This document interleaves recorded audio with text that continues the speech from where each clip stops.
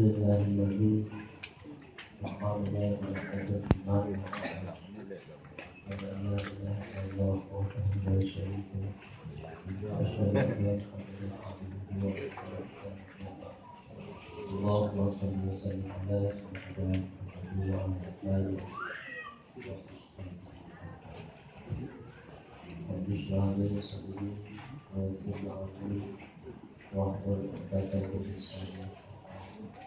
sama-sama kita melihat yang kita apabila kita abu-abu ibu kami, orang tua kami, dan hadirin hadirat kepada kami dalam majlis kita. Tema waktu adalah sama-sama kita mendengarkan yaitu makalah berikutnya, yaitu mengenai syarahan Muwatta, di mana seperti yang diberitakan tadi oleh Prof. bahwa makalah ini banyak menjadi bentangan kesalahan doa kemudian kepada ulama-ulama kita khususnya terkait cara dan hukum. Bismillahirrahmanirrahim. Qul huwallahu ahad ini ada dua tafsir. Yang pertama ada tafsir ibadah. Tafsir ibadah ini mengembalikan dari dua kepada makhluk, karena dua itu adalah merupakan tamu syarat ditafsirkan oleh jumlah yang sesuai untuk menerangkan bahwa yang disembah itu adalah Allah yang Esa. Untuk menyatakan akidah, kita beriman kepada Allah Subhanahu wa taala. Allah adalah Tuhan kita yang mempunyai sifat. Lam yalid wa lam yulad wa lam yakul lahu. Tafsir Ibari ini adalah untuk orang umum atau untuk orang awam. Gunanya untuk mengesahkan akidah. Yang kedua yaitu ada namanya tafsir Isyari. Tafsir Isyari ini ialah bagi ahli khusus atau bagi salik yang telah fana wujudnya di dalam wujud Allah, telah hilang dalam pandangannya wujud selain Allah, termasuk diri, hancur rasa wujud di dalam wujud Allah Subhanahu. Maka huwa yang ada pada huwallahu ahad adalah merupakan dhamir ghaib yang kembali kepada makhluk, yaitu anta, yang ada di dalam kata-kata pun. Yang dimaksud adalah insan kamil yang dia itu memandang wujud Allah Subhanahu. Hilang rasa wujudnya di dalam wujud Allah, maka dikatakanlah insan itu wujud Allah. Gunanya untuk mendapatkan hakikat dan makrifat. Bila mana Anda hanya paham tafsir ibadah, paham akidah, hanya paham syariat, tapi tidak paham tafsir syariat atau hakikat, Anda adalah orang yang fasik atau orang yang mencipta diri, tidak dapat mempertahankan istiqomah di dalam menjalankan hukum, karena tauhid Anda hanya ada pada tauhid, tidak pada tauhid. Sebagai berkata orang suci, asy-syari'atu bila hakikatin atilah, al-hakikatu bila syari'atin atilah. Orang yang bersyariat paham akidah, tidak paham syahadat, tidak paham hakikat, yang demikian itu adalah kosong seperti gelas, tidak ada air. Orang yang berhakikat tidak paham syariat, demikian itu adalah bapak, seperti air tanpa gula.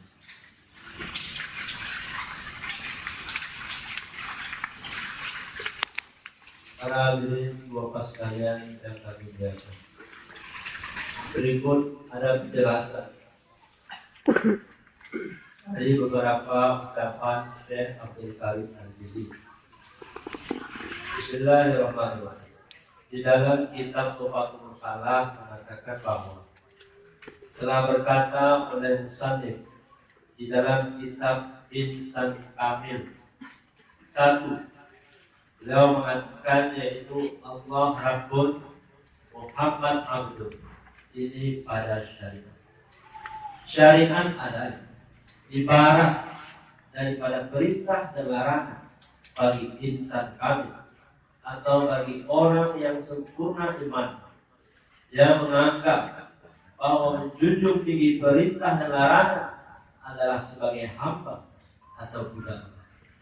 Allah yang memerintah dan melarang adalah Rabb, yaitu Tuhan. Yang kedua, Al-Jili mengatakan Allah Zat, Muhammad sifat. Ini pada tarikat. Tarikat yaitu pekerjaan hati. Hati si mukmin tidak berpisah-pisah dengan Allah. Bagaimana tidak berpisahnya zat dengan sifat. Ini adalah merupakan tasbih. Diserupakan hati orang mukmin yang tidak berpisah dengan Allah dengan zat dan sifat. Tidak berpisah. Orang-orang yang bertarikat, ajarannya supaya ia ingat selalu kepada Allah Subhanahu wa Ta'ala di mana saja dan kapan. Dan yang ketiga, Al-Jili mengatakan yaitu Allah Roh, Muhammad jasad. Ini pada hakikat. Hakikat yang dimaksud adalah asal daripada sekalian yang maujud atau keberadaannya. Keberadaan tubuh penyebab ada roh. Bila mana roh tidak ada, maka tubuh hancur dan hilang. Seperti itu jugalah pandangan orang mukmin yang kamil. Dia tidak dapat bergerak, tidak dapat berkemauan, dan tidak ada kalau tidak ada Allah Subhanahu wa Ta'ala. Maka semua pekerjaan yang dilakukannya adalah dengan inayah dan taufik Allah Subhanahu wa Ta'ala. Tidak terhidap Allah wujudnya dan sifatnya oleh dirinya dan alam semesta. Dan yang terakhir, Al-Jili mengatakan Allah Muhammad. Ini pada Muhammad. Bahwa mukmin yang kamil dirinya adalah merupakan mazhar dari wujud Allah. Sebab wujudnya adalah merupakan limpahan daripada wujud Allah. Wujud Allah berdiri dengan sendiri. Yang dimaksud wujud istiqlal, wujud Muhammad, wujud istiqlal, yaitu limpahan daripada wujud Allah Subhanahu wa Ta'ala. Para hadirin sekalian, di dalam suluk Abu Yasir Haji Muhammad Walid Al-Qarimi menyampaikan, Ya Hayyu Ya Qayyum, kullu syai'in qa'imun billah. Wahai Allah yang maha hidup, yang berdiri dengan sendiri, sekalian sesuatu termasuk diri kita itu berdiri dengan Allah Subhanahu wa Ta'ala. Allah bersifat qiyamuhu binafsi, berdiri dengan sendirinya. Kita bersifat qiyamuhu bilaih, wujud kita berdiri dengan lainnya, yaitu dengan Allah Subhanahu wa Ta'ala. Demikianlah ajaran tauhid tasawuf, tauhid kesufian bagi orang yang senantiasa agar dia berada di hadapan Allah Subhanahu wa Ta'ala dengan cahaya ma'rifat Allah, hilang dengan melihat kebesaran dan kebagusan Allah. Akan tetapi kita berdiri di hadapan pejabat atau penguasa, hilang ingatan atau wujud kita dalam menyaksikan kehebatan dan kebagusannya atau kebagusan makhluk seperti harimau besar. Mengapa kita tidak dapat hilang di hadapan Allah? Karena kita tidak paham dan kita jauh dari Allah, padahal Allah dekat dengan kita. Bagaimana firman-Nya? Bismillahirrahmanirrahim. Nahnu aqrabu ilaihi min hablil warid. Kami lebih dekat kepada hamba daripada umat leher hamba. Para hadirin hadirat sekalian, ada kaidah mengatakan al-ma'rifatu kamilah baina tasbih wa tanzih thumma tanzih. Ma'rifat yang sempurna ialah antara menjumpai dan bersih. Kemudian bersih semata-mata. Kita boleh mentasbihkan sifat-sifat rububiyah atau sifat af'al dengan makhluk, akan tetapi harus tasbih semata dengan makna Allah yang tahu sifatnya. Kita tidak boleh mentasbihkan sifat uluhiyah atau sifat zat, karena sifat itu tidak ada pada makhluk. Seperti sifat salbiyah, yaitu tidak ada. Bahwa bagaimana firman Allah? Bismillahirrahmanirrahim. Innal ladzina yubayyi'una innama yubayyi'una. Orang-orang yang berjanji mereka akan engkau ya Muhammad, hanya saja berjanji mereka akan Allah. Diserupakan janji kepada Muhammad dengan janji kepada Allah, itu namanya tasbih. Akan tetapi harus tanzih semata-mata. Tidak sama janji dengan Muhammad akan janji dengan Allah. Allah yang tahu bagaimana janji dengan harus tanzih semata-mata.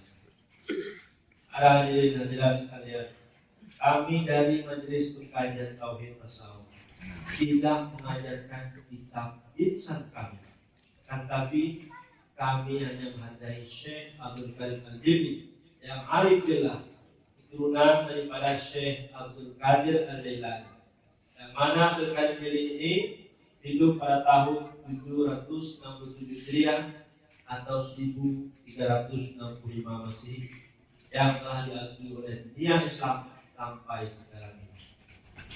Dan juga Abdul Samad Al-Qalibani dalam kitabnya Sulsalikin halaman 142 juz 3, beliau menghormati dan mengakui membenarkan kitab insan kamil dalam ajaran Islam. Sedangkan kitab Sulsalikin ini dipelajari di Aceh.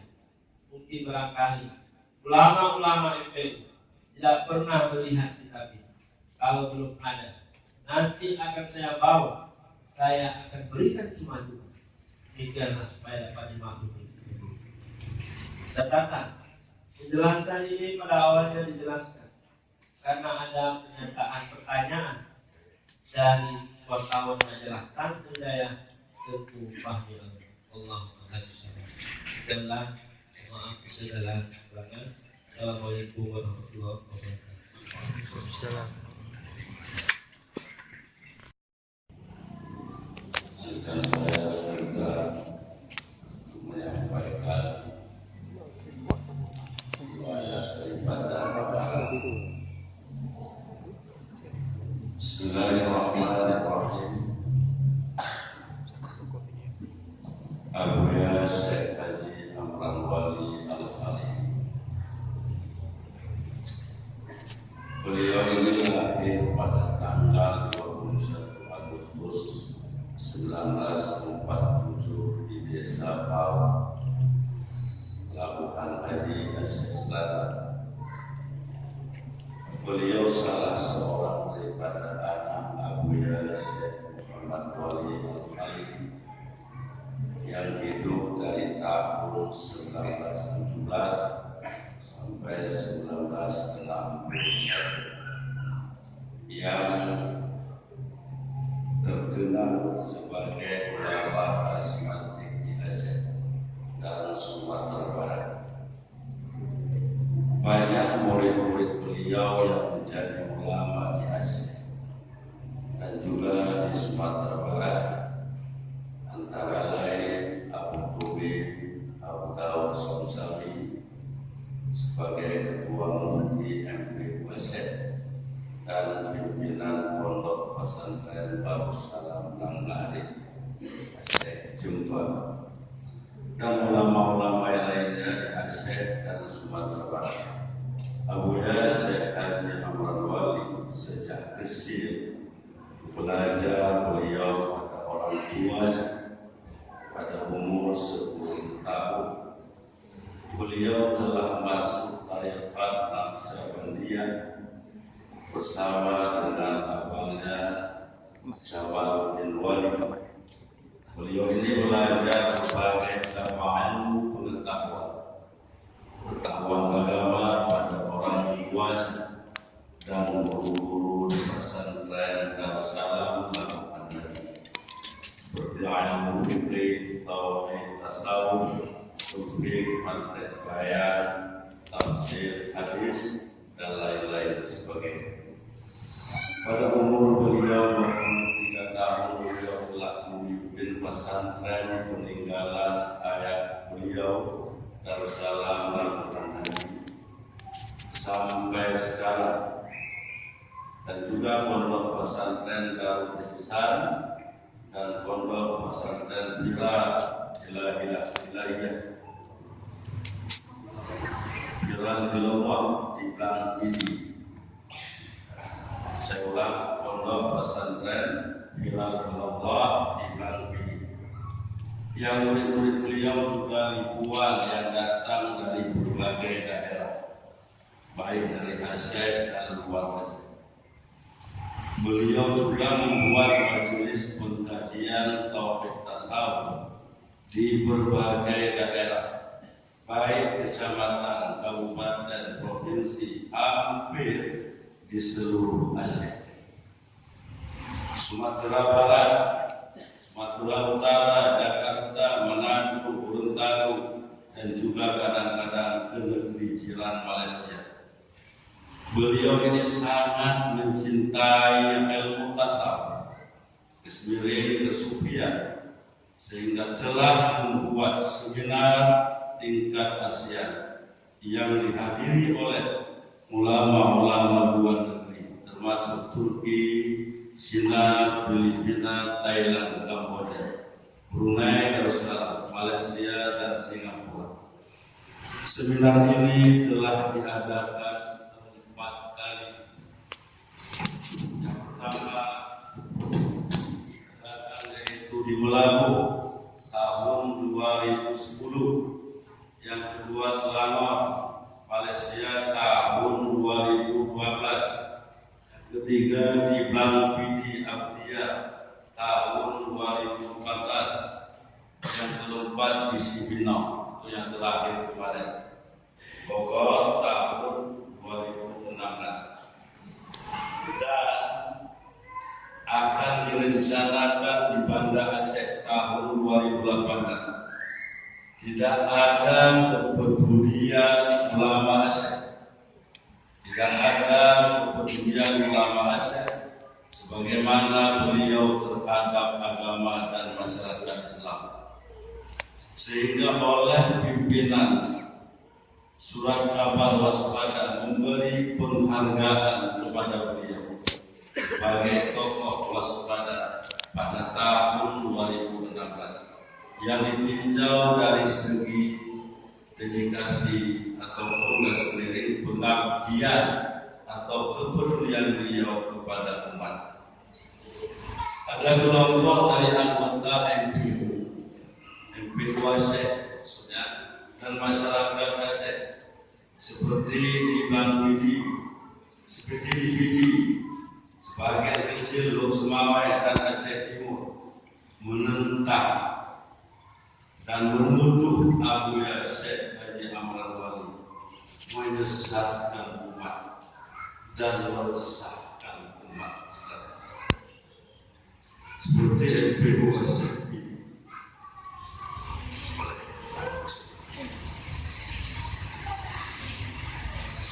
Menstop garis miring, menghentikan ajaran tauhid tasawuf.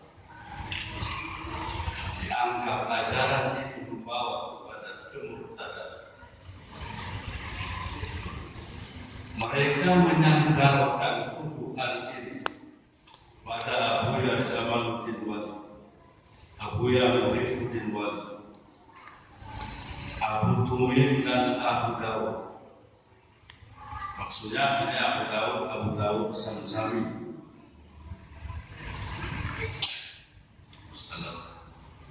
Yang mengatakan bahwa ilmu yang disampaikan oleh Abuya Amran Wali belum diajarkan oleh gurunya Syekh Mudawali. Makanya MPU Aceh tidak dapat menerima. Nah, sebagian MPU menjelek-jelekkan ajaran ini.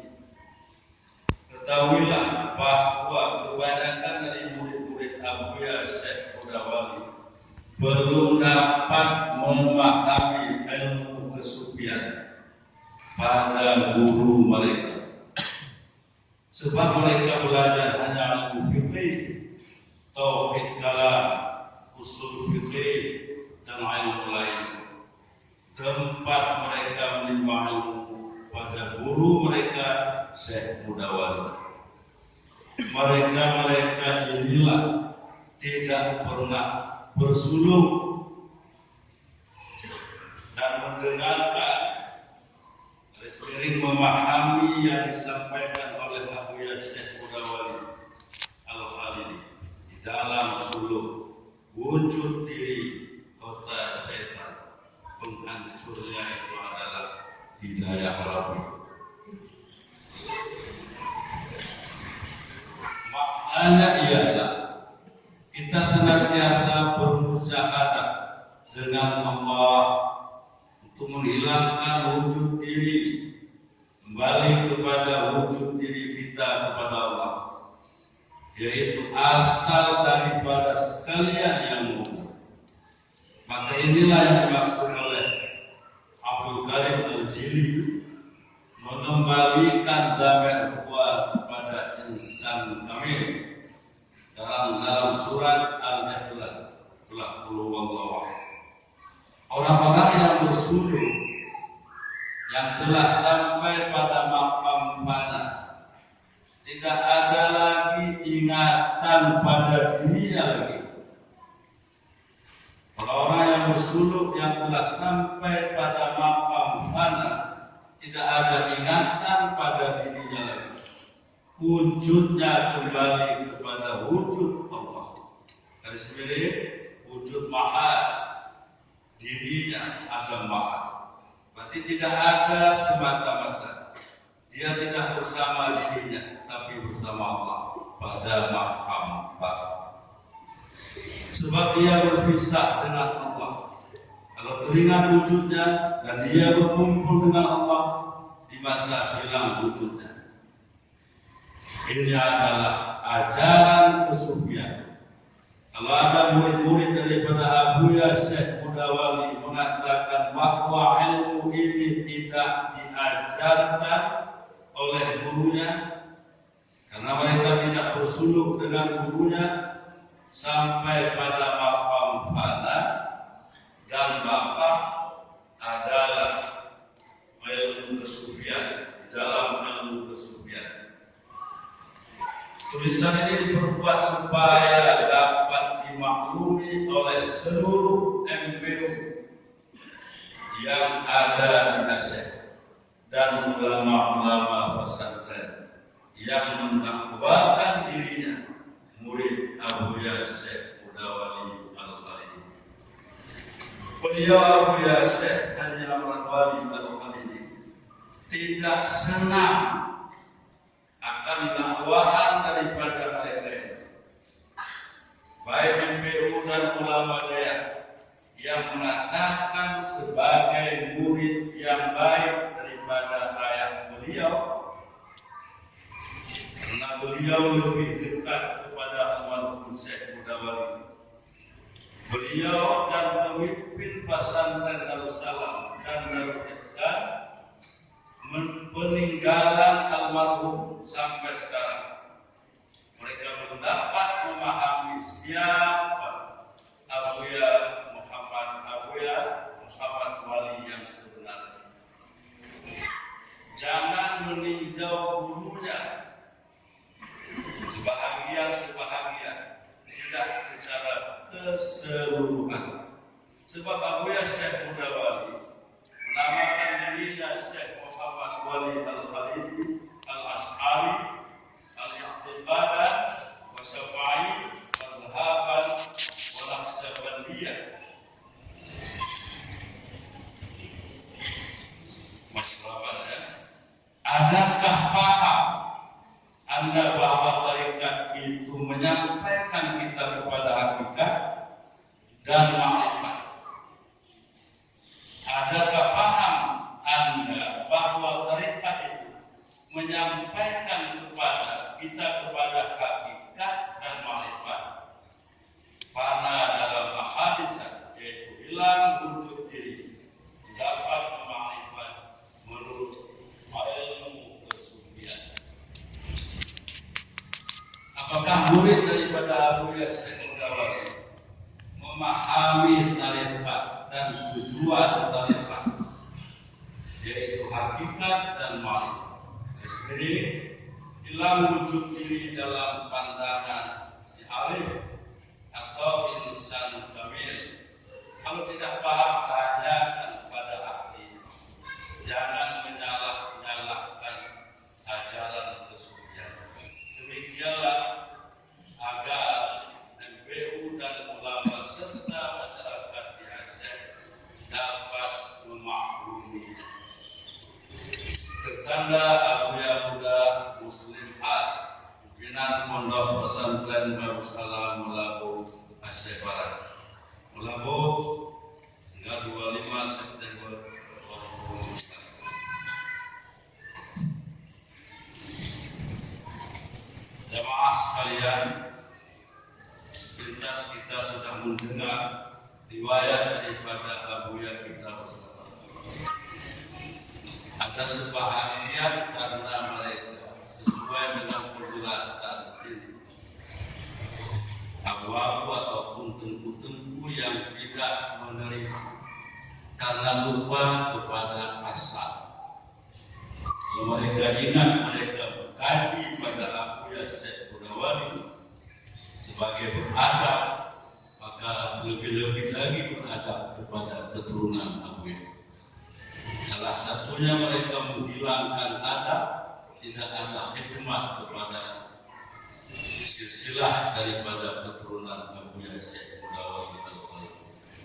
Makanya ajaran Abuya masuk ajaran tauhid tasawuf ini mungkin karena sebahagian mereka masih wujud nafsunya terasa tersaingi, terasa merebut wilayah, terasa mungkin tidak disanjung lagi umat, maka mereka menolak ajaran ini. Oleh karena itu jamaah sekalian, saya teringat perkataan sedikit daripada perkataan Syekh Abdul Rahman As-Singgili di dalam kitab Tambihul Majid. Apa mereka tidak kaji itu?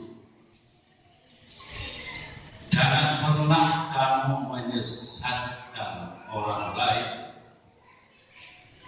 di saat dia itu masih berjalan di dalam tafsir.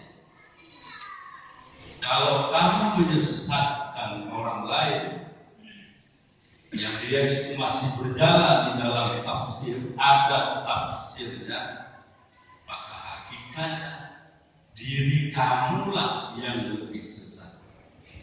Alhamdulillah.